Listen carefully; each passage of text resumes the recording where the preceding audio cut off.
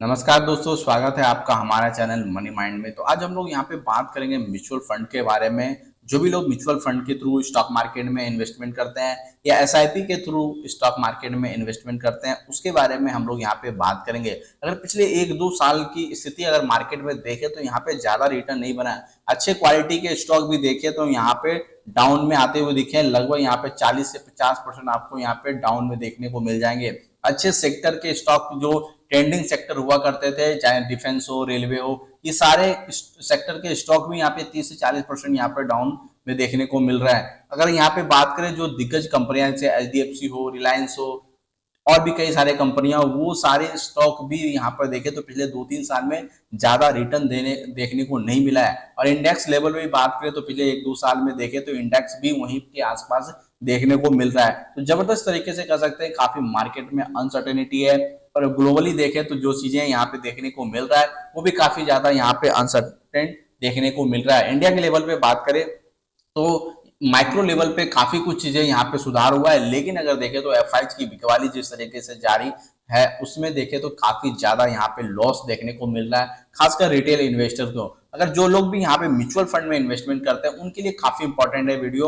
और वहां पे हम लोग यहाँ पे बात करेंगे एक ऐसे फंड के बारे में जिनके जो भी म्यूचुअल फंड में इन्वेस्टमेंट करते हैं उन्हें जरूर उस फंड में अपने पोर्टफोलियो में जरूर शामिल करना चाहिए। तो चलिए शुरुआत करते हैं वीडियो को। उससे पहले आपसे रिक्वेस्ट होगा, प्लीज चैनल को जरूर सब्सक्राइब करें। काफी कम सब्सक्राइबर हमारे चैनल पे, इसलिए आपसे रिक्वेस्ट होगा प्लीज चैनल को जरूर सब्सक्राइब करके हमें सपोर्ट करें, वीडियो को लाइक करें, ताकि स्टॉक मार्केट और फाइनेंस से रिलेटेड आपको यहाँ पे जेन्युइन और लेटेस्ट अपडेट यहाँ पे मिलता रहे। अगर यहाँ पे बात करें डाइवर्सिफिकेशन की, जब भी कोई लोग इन्वेस्टमेंट करते हैं तो डाइवर्सिफिकेशन इसलिए किया जाता है कि यहाँ पे रिस्क कम हो सके। रिस्क आपका खत्म नहीं होता है जब भी आप स्टॉक मार्केट जैसे चीजों में यहाँ पे, जो कि काफी ज्यादा वोलेटाइल है, काफी ज्यादा अनसर्टेन है, रिस्क कम नहीं होता। लेकिन डाइवर्सिफिकेशन करते हैं आप तो थोड़ा सा रिस्क यहाँ पे आपका यहाँ पे कम हो जाता है, खत्म नहीं होता है, कम हो जाता है। और डाइवर्सिफिकेशन की बात करें यहाँ पे तो कई लोग एक ही सेक्टर के कई सारे स्टॉक में बाय करते हैं, वो भी एक तरह का डाइवर्सिफिकेशन कर सकते हैं।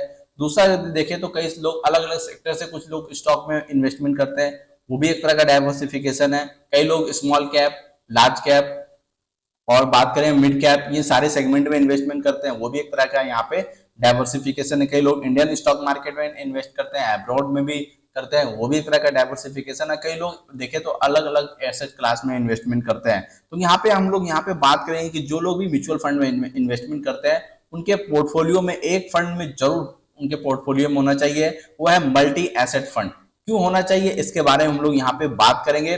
और मल्टी एसेट फंड की बात करें तो इसमें अगर देखें तो कई तरह के जो एसेट क्लास है उनमें यहाँ पे इन्वेस्टमेंट होता है, इक्विटी भी होता है, डेट भी होता है, कमोडिटी भी होता है और भी कई सारी चीजें भी यहाँ पे हो सकता है। चलिए यहाँ पे बात करेंगे क्यों मल्टी एसेट फंड के जरूर आपके पोर्टफोलियो में होना चाहिए। उसका रिटर्न यहाँ पे 2 साल का के आधार पे एसआईपी अगर करते हैं उसका कंपैरिजन किया गया और भी कई सारे पैरामीटर पे, तो आपको यहाँ पे कंपैरिजन के थ्रू जब आप देखते हैं तो सब चीजें आपको समझ में आती है। यहाँ देखें तो पिछले 2 साल का यहाँ पे ये डेटा कलेक्ट किया गया है। और अगर आप 10,000 मंथली अगर एसआईपी करते हैं तो यहाँ पे उसके आधार पर डेटा यहाँ पे कलेक्ट किया गया है। और 10,000 मंथली एसआईपी में अगर देखें तो अगर आप इक्वली वेटेज अगर देखें तो इक्विटी, डेट और गोल्ड, ये तीनों में इक्वली अगर आप इन्वेस्टमेंट करते हैं तो क्या रिटर्न बनता 2 साल में अगर 10,000 का एसआईपी करते तो, या फिर 60% इक्विटी आपके पोर्टफोलियो में होता, 20% डेट होता, 20% गोल्ड होता है, तब आपका कितना रिटर्न बनता,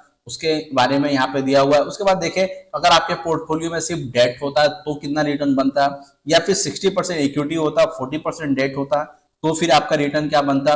अगर निफ्टी लार्ज कैप 250 में अगर इन्वेस्टमेंट करते हैं तो फिर क्या होता, और निफ्टी 500 में एसआईपी करते 10,000 का मंथली, तो 2 साल में कितना रिटर्न बनता, इसके बारे में यहाँ पे डिटेल से यहाँ पे दिया गया हुआ है। तो आप समझ में आएगा कि यहाँ पे क्यों मैं इस फंड के बारे में बता रहा हूँ। क्योंकि अगर देखें तो पिछले 2 साल से देखें स्टॉक मार्केट, इक्विटी मार्केट उतना अच्छा किया नहीं है, लेकिन यहाँ पे देखें तो कमोडिटी, गोल्ड हो, सिल्वर हो, काफी अच्छा यहाँ पे करते हुए दिखा है।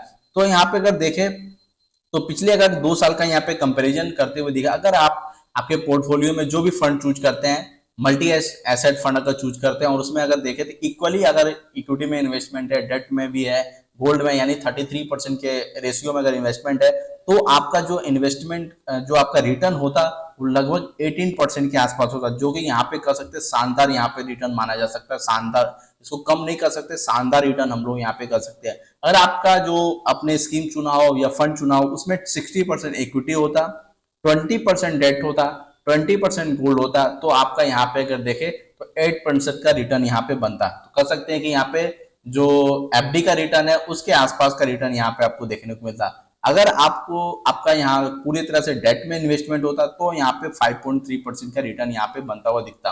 अगर यहाँ पे बात करें कि 60% इक्विटी 40% डेट, तो आपका पोर्टफोलियो 2.5% कम ही रहता है, 12.5% माइनस में पोर्टफोलियो यहाँ पे देखने को मिलता।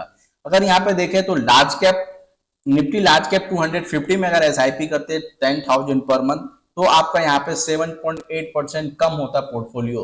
अगर यहाँ पे निफ्टी 500 में एसआईपी करते 2 साल के लिए 10,000 पर मंथ के हिसाब से, लगभग -9.1% पोर्टफोलियो आपका यहाँ पे डाउन होता हुआ दिखता है।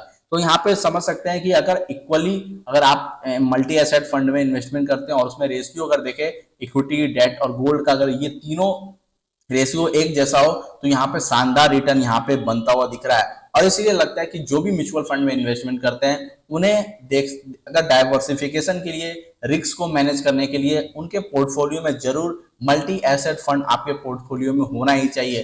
कोई नहीं, किसी को पता नहीं है कि वर्ल्ड में क्या अनसर्टेनिटी आता है, कब क्या हो सकता है, ये किसी को भी पता नहीं है। और इस बीच देखे तो आपका यहाँ पे रिटर्न अच्छा यहाँ पे बनता रहेगा, आपका कैपिटल जो डिप्लॉयड है उस पर अच्छा रिटर्न यहाँ पे बनता दिख सकता है अगर आप इन सब चीजों को रूल को फॉलो करते हैं। अगर आप रिस्क लेना चाहते हैं कि आप रिस्क भी लें और थोड़ा सा यहाँ पे जो वॉलेटिलिटी है मार्केट में, जो अनसर्टेनिटी है उसे भी मैनेज करें, तो आप यहाँ पे अगर आप 20,000 का पर मंथ अगर एसआईपी करते हैं तो आप 10,000 किसी और फंड में, जैसे फ्लैक्सी कैप फंड हो गया, स्मॉल कैप फंड हो गया, और भी जो फंड है उसमें जमा कर सकते हैं, आप इन्वेस्ट कर सकते हैं। और 10,000 मल्टी एसेट फंड में जमा कर सकते हैं। रिस्क को और थोड़ा कम करना चाहते हो 12,000 पर मंथ आप एसआईपी मल्टी एसेट में कर सकते हैं। 8,000 आप किसी और फंड में, फ्लैक्सी कैप में जैसे फंड में आप कर सकते हैं। रिस्क और थोड़ा ज्यादा लेना चाहते हैं तो आप 12,000 आप फ्लैक्सी कैप में फंड में आप इन्वेस्टमेंट कर सकते हैं। 8,000 आप मल्टी एसेट में इन्वेस्टमेंट कर सकते हैं। अगर आप इन चीजों को फॉलो करेंगे तो मार्केट में कितना भी वॉलेटिलिटी हो, कोई भी अनसर्टेन कंडीशन आ जाए तो भी आपका पोर्टफोलियो यहाँ पे माइनस में नहीं जाएगा, पहली बात। तो दूसरा यहाँ पे देखेंगे आपका पोर्टफोलियो डेफिनेटली है कि जो एफडी दिया जाता है उसको बीट करने में यहाँ पे बिल्कुल पॉसिबल होगा, जो यहाँ पे चीजें देखने को मिल रहा है। इन्फॉर्मेशन अच्छा लगा तो वीडियो को जरूर लाइक करें और आपसे रिक्वेस्ट है प्लीज चैनल को सब्सक्राइब करके हमें सपोर्ट जरूर करें। ऐसे ही स्टॉक मार्केट से रिलेटेड जेन्युइन इन्फॉर्मेशन के लिए, फाइनेंस से रिलेटेड इन्फॉर्मेशन के लिए और म्यूचुअल फंड से रिलेटेड इन्फॉर्मेशन के लिए वीडियो को लाइक और चैनल को सब्सक्राइब करके जरूर जाएं। वीडियो को पूरा देखने के लिए आपका थैंक यू।